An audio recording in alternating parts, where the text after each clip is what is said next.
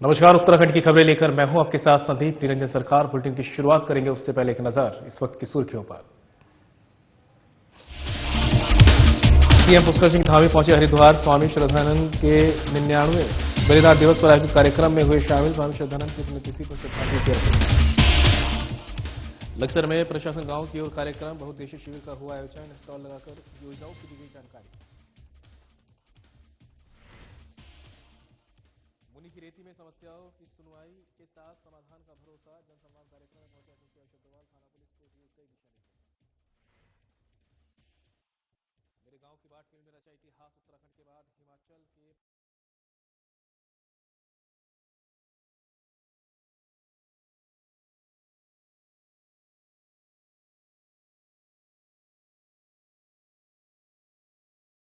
बनी लोगों के लिए सहारा।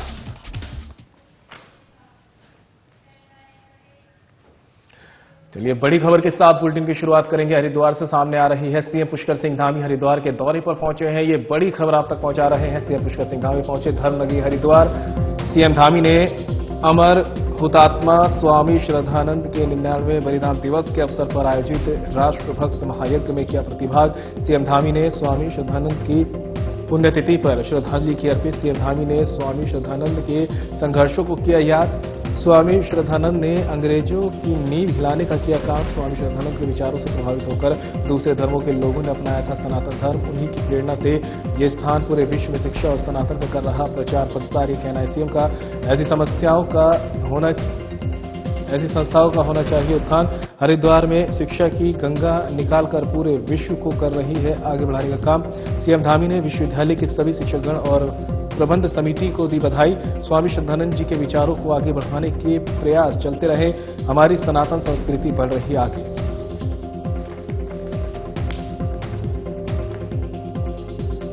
हमारे शिक्षाविद इस धर्म रक्षा और देश की शुद्धता के लिए अपना सर्वोच्च निछावर करने वाले ऐसे राष्ट्रपुरुष अमर हुतात्मा संत स्वामी श्रद्धानंद जी महाराज के 99वें बलिदान दिवस के अवसर पर उनको झुक झुक कर कोटि कोटि उनको नमन करता हूं। स्वामी श्रद्धानंद जी के द्वारा जो उनका कृतित्व है और देश की स्वतंत्रता के लिए जो उन्होंने प्रयास किया, संघर्ष किया, उन संघर्षों का स्मरण करने का दिवस भी है। भाइयों बहनों, श्रद्धानंद जी महाराज के 20वीं सदी के आरंभ में भारत में स्वतंत्रता और वैदिक शिक्षा का एक ऐसा आंदोलन खड़ा कर दिया था जिससे कट्टरपंथियों की ओर उस समय जिनकी देश के अंदर हुकूमत थी, अंग्रेजों की नींव हिलाने का काम स्वामी श्रद्धानंद जी ने किया था। उनके विचारों से प्रभावित होकर हजारों की संख्या में दूसरे धर्म के लोगों ने पुनः सनातन को अपनाया था और जिससे चिढ़कर आज ही के दिन एक कट्टरपंथी ने उनकी निर्मम हत्या कर दी थी। उन्हीं स्वामी श्रद्धानंद जी महाराज ने वर्ष 2001 में हरिद्वार की इस पवित्र धरती पर, जैसा कि अभी प्रोफेसर सत्यपाल जी यहां से बोल रहे थे, सचमुच ऐसा लग रहा था कि वो कुछ समय तक और बोलते रहे। से हम यहां पहुंचे हैं, अन्यथा कोई न कोई माध्यम ऐसा बन जाता कि उसमें व्यवधान आ जाता, हम भी यहां आने से वंचित हो जाते। मैं भी अपने आप को सौभाग्यशाली मानता हूं कि आज मुझे एक ऐसे स्थान पर जाना है जहां से मेरे पूज्य पिताजी ने अपनी सेना की सेवा प्रारंभ की थी और मेरा बाल्यकाल वहां पर बीता। कुछ एक साल मैंने वहां शिक्षा अध्ययन किया और वहां पर एक कार्यक्रम था जो पहले से निर्धारित हो गया था, लेकिन बीच में प्रोफेसर सत्यपाल जी का आदेश हुआ और जैसा आदरणीय सीआर पाटिल जी ने कहा कि केवल सूचना नहीं दी, उन्होंने मुझे भी आदेश ही किया कि नहीं, आपको अवश्य इसमें रामलीन स्वामी श्रद्धानंद जी की पुण्यतिथि पर मैं उनको नमन करता हूं और उन्होंने यहाँ गुरुकुल कांगड़ी जैसे एक शिक्षा के इतने बड़े संस्थान की नींव रखी, निश्चित रूप से आज उनकी प्रेरणा से ये संस्थान पूरे विश्व में आज शिक्षा का प्रचार प्रसार कर रहा है और सनातन का प्रचार प्रसार कर रहा है।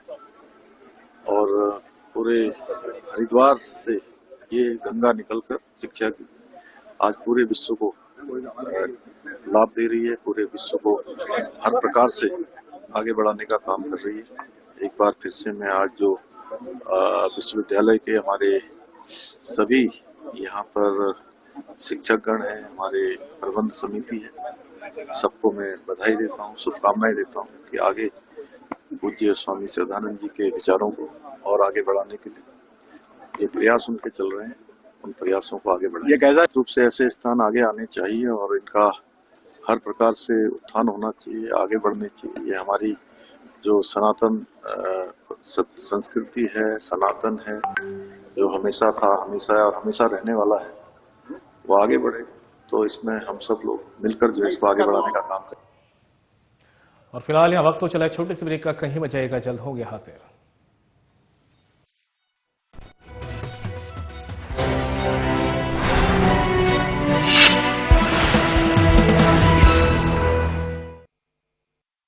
उत्तराखंड, ये पवित्र धरती हर वर्ष गर्मियों के महीनों में लाखों चार धाम यात्रियों और श्रद्धालुओं का स्वागत करती है।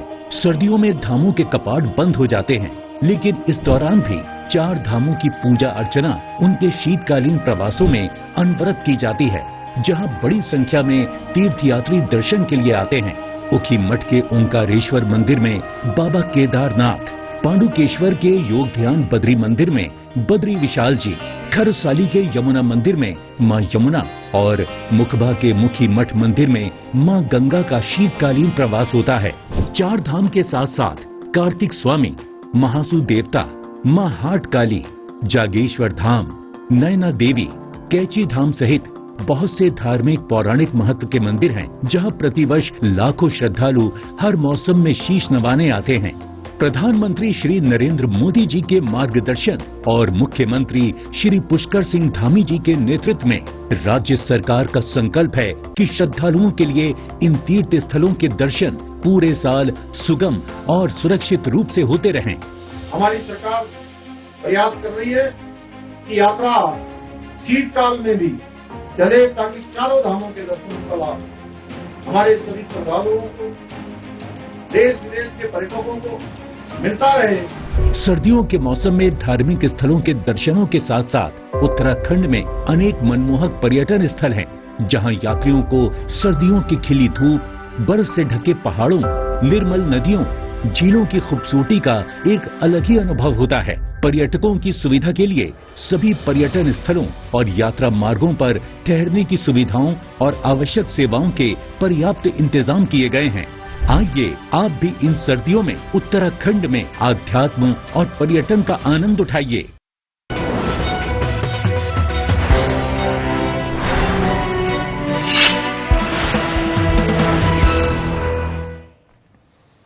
ब्रेक के बाद आप सभी का स्वागत है। खबरों में आगे बढ़ते हैं। विकासखंड कार्यालय लक्सर में प्रशासन गांव की ओर से अभियान के तहत बहुउद्देशीय शिविर का आयोजन किया गया। इस दौरान विभिन्न विभागों ने अपने अपने विभाग से संबंधित योजनाओं का स्टॉल लगाते हुए संचालित योजनाओं की जानकारी दी। शिविर में उरेड़ा विभाग से सोलर प्लांट में विभाग के द्वारा मिलने वाली सब्सिडी के संबंध में जानकारी दी गई। वहीं पशुपालन द्वारा पशुओं के रखरखाव और समय से टीकाकरण, ऋण से संबंधित योजनाओं और किसान क्रेडिट कार्ड के संबंध में जानकारी दी गई। सप्ताह के अंतर्गत जो बहुउद्देशीय शिविर का आयोजन किया गया है ब्लॉक परिषद में, ब्लॉक लक्सर परिषद में, तो उसमें हमारा मुख्य उद्देश्य यही था और जो उत्तराखंड सरकार के द्वारा दिए गए निर्देश, जो मुख्य उद्देश्य यही है कि जनता जो भी आती है उनकी समस्याओं का समाधान हो और जो भी सरकार की योजनाएं हैं उनको जनता को बताया जाए, वो जो योजनाएं हैं वो जनता तक पहुंचे। और देहरादून से इस बीच बड़ी खबर सामने आ रही है। मेरे गांव की बाट फिल्म ने रचा इतिहास, ये बड़ी खबर आप तक पहुंचा रहे हैं, जहां पर फिल्म मेरे गांव की बाट ने इतिहास रच दिया है। उत्तराखंड के बाद हिमाचल के पांवटा साहिब में भी उमड़ा जन सैलाब। लगभग 15,000 से अधिक दर्शकों ने देखी मेरे गांव की बाट। जौनसार बावर की पहली फीचर फिल्म मेरे गांव की बाट।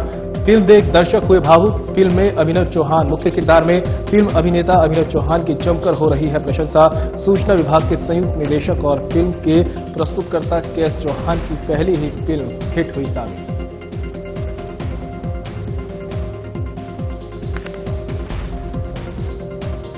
इसमें हमारे जौनसार बावर को हम जो पुराने लोकगीत को उसको जो है पुनर्जीवित किया है। और ये हमारे जौनसार बावर के लिए बहुत अच्छी बात है कि मतलब विलुप्त होती संस्कृति को पुनर्जीवित करते इस पिक्चर में उनके माध्यम से दिखाया।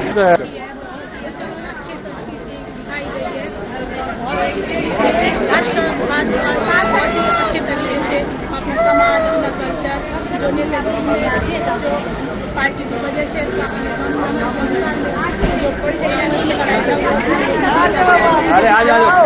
अच्छी पिक्चर की बहुत ही अच्छी हमारी संस्कृति खान पान। और सबसे अच्छी बात ये लगी कि रहनी का मान कि राजनीति के ये चक्रों में मतलब पार्टियों के चक्रों में मतलब नहीं पड़ना चाहिए समाज को और अपना कल्चर नहीं भूलना चाहिए। और हम सब जो लोग बाहर हैं उनको भी अपने घर से जुड़ाव रखना चाहिए और अपने बच्चों को भी शिक्षा देनी चाहिए कि अपने जड़ से जुड़ के रहना चाहिए। ऋषिकेश के निकट मुनिकीरेती स्थित गढ़वाल मंडल विकास निगम के सभागार में एसएसपी आयुष अग्रवाल ने जन संवाद कार्यक्रम में एक क्षेत्र की समस्याओं को सुना। जो समस्याएं पुलिस से संबंधित सामने आई उनका समाधान करने का दावा एसएसपी ने किया है, जबकि अन्य समस्याओं के लिए संबंधित विभाग से पत्राचार करने की बात कही। मुख्य रूप से तपोवन में भिखारी गैंग के सक्रिय होने की शिकायत पुलिस कप्तान से की गई है। इसके अलावा ट्रैफिक जाम और सड़क हादसों की वजह बन रहे निराश्रित पशुओं के साथ नशे की बिक्री को लेकर भी लोगों ने समस्याएं सामने रखी। इसके अलावा स्थानीय लोगों ने सड़कों पर हुए अतिक्रमण को हटाने के लिए भी पुलिस कप्तान से मांग की है। 31 दिसंबर की रात को होने वाले कार्यक्रमों के लिए सुरक्षा और व्यवस्था पुख्ता करने के लिए भी कहा है। एसएसपी आयुष अग्रवाल ने बताया कि सभी समस्याओं को नोट कर लिया गया है। पुलिस से संबंधित समस्याओं का समाधान जल्द होगा। मेरे द्वारा मुनिकीरेती तपोवन क्षेत्र के व्यापार मंडल, होटल एसोसिएशन और राफ्टिंग एसोसिएशन के पदाधिकारी गणों के साथ में एक मीटिंग रखी गई थी। इसका जो मुख्य एजेंडा था वो आगामी क्रिसमस और न्यू ईयर का जो त्योहार है हमारा, और इसमें बड़ी संख्या में टूरिस्ट का आवागमन होता है, तो कैसे व्यवस्था बेहतर बनाई जाए, क्या ट्रैफिक प्लान रहेगा, नशे से कैसे दूर रहा जाए, उन सभी बिंदुओं पर आज चर्चा की गई। इसमें लोगों की तरफ से काफी सुझाव भी दिए गए हैं और पुलिस प्रशासन के द्वारा भी जो अपेक्षाएं थी वो लोगों को बताई गई हैं और निश्चित रूप से इनका सभी का पालन किया जाएगा। और आगामी जो हमारा त्योहार है इसमें ट्रैफिक का फ्लो स्मूथ रहे, किसी प्रकार की कोई दुर्घटना ना हो, इस चीज पर हमारा फोकस रहेगा। देखिए, जो डाइवर्जन प्लान हमारे द्वारा किया जाता है वही जो समर सीजन में किया जाता है उसको पूरी तरह से इस बार भी पालन कराया जाएगा। जहां तक फोर्स की बात है, थाना मुनिकीरेती के अतिरिक्त अन्य थानों से भी जहां पर ट्रैफिक का लोड कम रहता है न्यू ईयर के समय पर, वहां से एक्स्ट्रा फोर्स को यहां पर भेजा जाएगा और फोर्स की कमी किसी प्रकार से नहीं होने दी। उत्तराखंड में मौसम ने करवट बदल ली है। तीर्थ नगरी में आज का दिन सबसे ठंडा महसूस किया जा रहा है। सुबह से ही सूर्य देवता के दर्शन तीर्थ नगरी में नहीं हुए हैं। आकाश में धुंध छाई हुई है, जिसकी वजह से ठंड का सितम देखने को मिल रहा है। ठंड से बचने के लिए लोग अपने घरों में दुबके हुए हैं। बाजार में सन्नाटा पसरा हुआ है। जगह जगह ठंड से बचने के लिए लोग आग जलाकर अलाव सेकते हुए नजर आ रहे हैं। त्रिवेणी घाट पर प्रतिदिन दिखाई देने वाली भीड़ भी ठंड की वजह से नदारद है। मौसम विभाग ने अगले 2 से 3 दिन उत्तराखंड में भारी ठंड पड़ने की आशंका जताई है। स्वास्थ्य विभाग ने इस ठंड को देखते हुए लोगों से सावधानी बरतने की अपील की है। खासतौर पर छोटे बच्चों को ठंड से बचने के लिए कहा है। मॉर्निंग वॉक पर जाने वाले बुजुर्गों को भी धुंध में वॉक करने से परहेज करने की सलाह दी गई। धुंध होने की वजह से विजिबिलिटी भी कम हो गई है, जिसकी वाहनों की रफ्तार धीमी हो गई है।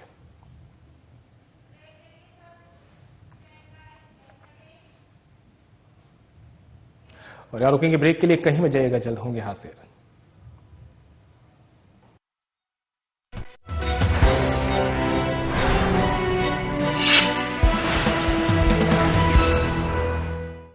भूमि उत्तराखंड, ये पवित्र धरती हर वर्ष गर्मियों के महीनों में लाखों चार धाम यात्रियों और श्रद्धालुओं का स्वागत करती है। सर्दियों में धामों के कपाट बंद हो जाते हैं, लेकिन इस दौरान भी 4 धामों की पूजा अर्चना उनके शीतकालीन प्रवासों में अनवरत की जाती है, जहां बड़ी संख्या में तीर्थयात्री दर्शन के लिए आते हैं। उखी मठ के ओंकारेश्वर मंदिर में बाबा केदारनाथ, पांडुकेश्वर के योग ध्यान बद्री मंदिर में बद्री विशाल जी, खरसाली के यमुना मंदिर में मां यमुना और मुखबा के मुखी मठ मंदिर में मां गंगा का शीतकालीन प्रवास होता है। 4 धाम के साथ साथ कार्तिक स्वामी, महासु देवता, मां हाट काली, जागेश्वर धाम, नैना देवी, कैची धाम सहित बहुत से धार्मिक पौराणिक महत्व के मंदिर हैं, जहां प्रतिवर्ष लाखों श्रद्धालु हर मौसम में शीश नवाने आते हैं। प्रधानमंत्री श्री नरेंद्र मोदी जी के मार्गदर्शन और मुख्यमंत्री श्री पुष्कर सिंह धामी जी के नेतृत्व में राज्य सरकार का संकल्प है कि श्रद्धालुओं के लिए इन तीर्थ स्थलों के दर्शन पूरे साल सुगम और सुरक्षित रूप से होते रहें। हमारी सरकार प्रयास कर रही है कि यात्रा शीतकाल में भी चले, ताकि चारों धामों के दर्शन का लाभ हमारे सभी श्रद्धालुओं को, देश विदेश के पर्यटकों को मिलता रहे। सर्दियों के मौसम में धार्मिक स्थलों के दर्शनों के साथ साथ उत्तराखंड में अनेक मनमोहक पर्यटन स्थल हैं, जहां यात्रियों को सर्दियों की खिली धूप, बर्फ से ढके पहाड़ों, निर्मल नदियों, झीलों की खूबसूरती का एक अलग ही अनुभव होता है। पर्यटकों की सुविधा के लिए सभी पर्यटन स्थलों और यात्रा मार्गों पर ठहरने की सुविधाओं और आवश्यक सेवाओं के पर्याप्त इंतजाम किए गए हैं। आइए आप भी इन सर्दियों में उत्तराखंड में आध्यात्म और पर्यटन का आनंद उठाइए।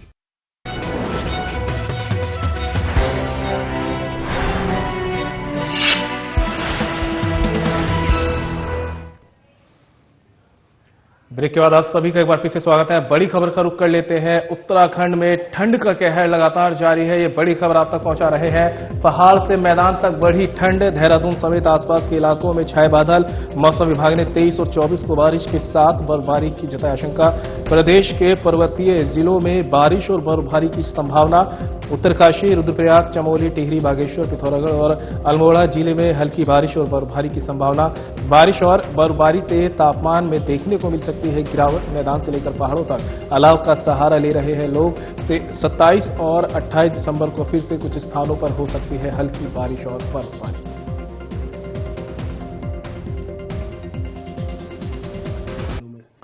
देखिए, उत्तराखंड के लिए मौसम की बात करते हैं। आज आपकी 23 दिसंबर हो गई है और ये जो पोस्ट मानसून सीजन है, जो अक्टूबर से दिसंबर का रहता है, अभी 1 वीक उसका बचा है। तो आगे तब जब जनवरी में जाएंगे तो विंटर सीजन वो शुरू हो जाता हमारा जनवरी और फरवरी। तो अभी देखें तो ओवरऑल रेनफॉल एक्टिविटी तो बहुत कम रही है, -90% चल रहा है। और पीछे के सालों में देखें तो 20 साल पीछे का रिकॉर्ड देखें अगर हम जो पोस्ट मानसून सीजन के, तो इतनी डेफिशिएंसी अभी तक रही नहीं है। -81% जो है करीब करीब आपके जो है 2011 में था। तो अगर 20 साल का डेटा देखें तो उसमें भी इतना डेफिशिएंसी अभी तक देखा जाए तो नहीं रहा। हालांकि 1 वीक ही रहा हुआ है और इसमें 1-2 सिस्टम आएंगे तो थोड़ा सा जो -90 है थोड़ा नीचे तो आएगा, लेकिन फिर भी ये डेफिशिएंसी अपने आप में पूरे इस सीजन में वो रही है। अब अगर बात करें आज और कल के लिए 23 और 24 में, तो हल्की से बहुत हल्की जो बारिश है या बर्फबारी है वो देखने को मिलेगी कुछ जगहों तक में। तो हिल्स में आप कह सकते हैं कुछ जगहों में जो है हल्की या बहुत हल्की जो बर्फबारी वो देखने को मिलेंगी। आज भी है और कल भी है, तो 2 दिन इस तरह की एक्टिविटी है।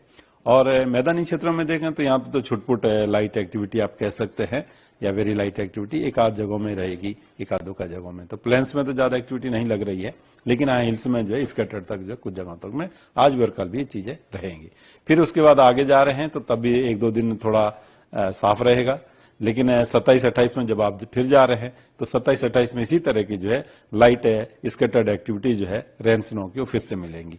तो आप ये कह सकते हैं कि क्रिसमस भी जो व्हाइट हो जाएगा थोड़ा, और टूवर्ड्स जो जब आप एंड ऑफ द ईयर जा रहे हैं तब भी आपको जो है वो रहेगी बर्फबारी। अभी जो गिरेंगी बर्फ जो है तो जल्दी से एकदम में मेल्ट नहीं होती है, तो रहेंगी जो है। तो ठीक है, आप ये कह सकते हैं कि वीक थोड़ा आप जो है जो वेस्टर्न डिस्टर्बेंस है थोड़े आने शुरू हो रहे हैं और लाइट एक्टिविटी वो देंगे। उत्तर के डिस्ट्रिक्ट में कहूंगा जो मसूरी चक्राता भी है या नैनीताल भी है, वहां भी हल्की जो बर्फबारी आजकल में जो है थोड़ी मिलनी चाहिए जो है, ठीक है। जो हमारे करीब 2200-2500 के आसपास की हाइट है वहां मिलेंगी। तो अंदर के डिस्ट्रिक्ट से चाहे उत्तरकाशी, चमोली, पिथौरागढ़, रुद्रप्रयाग, बागेश्वर, तो इनके तो जो हायर प्लेसेस है जो 2000 के आसपास तक भी वहां भी मिलेगी जो है, जो औली है, चाहे इसी तरह मुंशियारी है और भी इस तरह की जो जगह है वहां मिलेंगी जो है।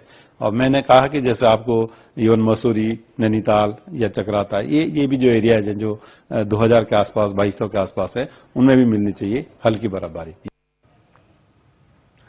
खबर पर ज्यादा जानकारी के लिए उत्तराखंड से हमारे ब्यूरो चीफ कमल शर्मा और ऋषिकेश से हमारे सहयोगी दीपक नारंग हमारे साथ जुड़ गए हैं। कमल, सबसे पहले तो आपसे ही सवाल लेंगे कि पहाड़ से मैदान तक सर्दी का सितम देखने को मिल रहा है और साथ ही मौसम विभाग ने अनुमान लगाया कि 23 और 24 तारीख को बर्फबारी और बूंदाबांदी की भी संभावना है।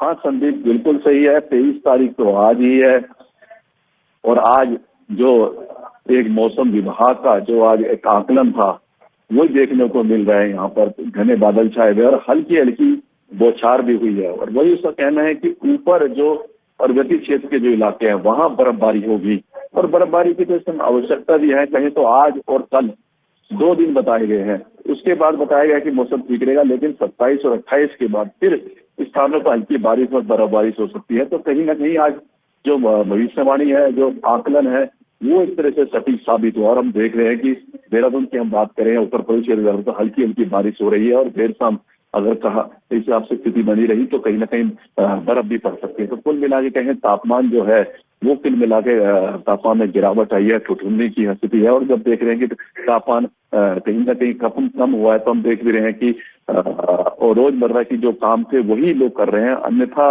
यही दिख रहा है कि कहीं ना कहीं चाहे वो सड़कों पर हो चाहे हो तो कहीं ना कहीं अब आवाजाही भी कम दिखाई दे रही है। तो कुल मिला के कहें 23 और 24 आज और कल कहीं ना कहीं फिर तापमान में कमी रहेगी और लोग अब हम देख रहे हैं कि जहां कहीं से ज्यादा लोग हीटर का सहारा ले रहे हैं, कहीं अलाव का सहारा ले रहे हैं। तो कुल मिला के कहें तो आज और कल बहुत अधिक ठंड पड़ने वाली है।